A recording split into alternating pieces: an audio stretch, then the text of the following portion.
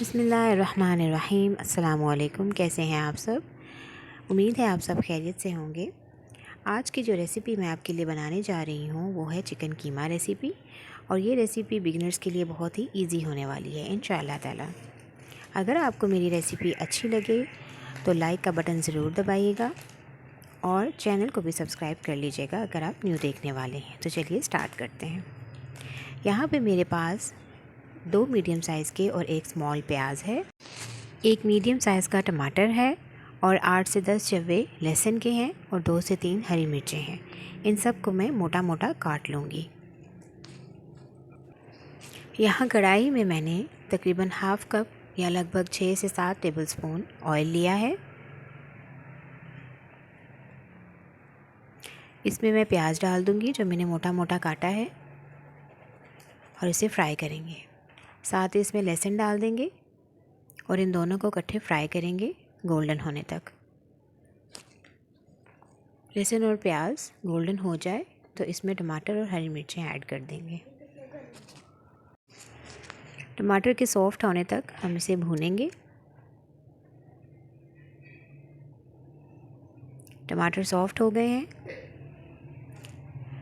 اب میں اسے بلینڈر میں ڈال کر اس کا پیسٹ بنا لوں گی۔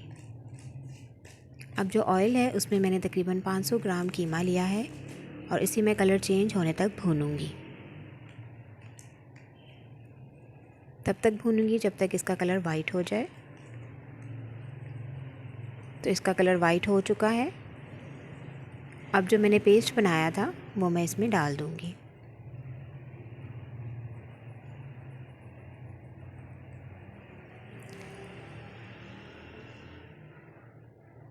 اب یہ کچھ اسپائسیز ہیں جو ہم اس میں ایڈ کریں گے۔ یہاں پہ 1.5 ٹی اسپون میں نے لیے ہیں ریگولر لال مرچ، ½ T spoon salt, ½ T spoon زیرہ پاؤڈر، ¼ ٹی اسپون ہلدی، 1 ٹی اسپون دھنیا پاؤڈر اور 1 ٹی اسپون کٹی ہوئی لال مرچ۔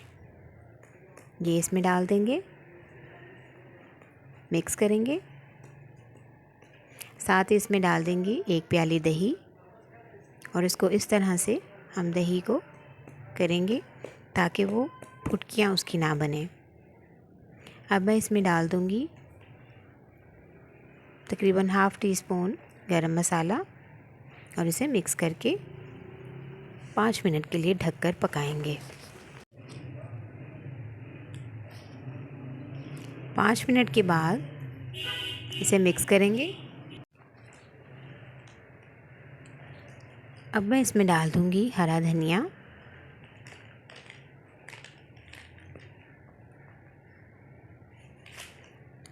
مکس کریں گے۔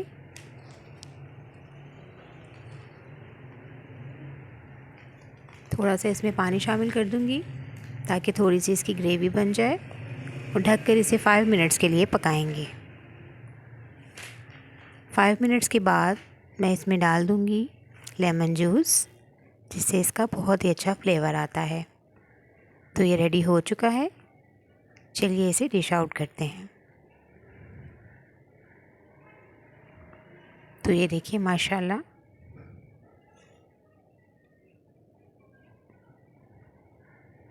کتنی زبردست اس کی لک آئی ہے۔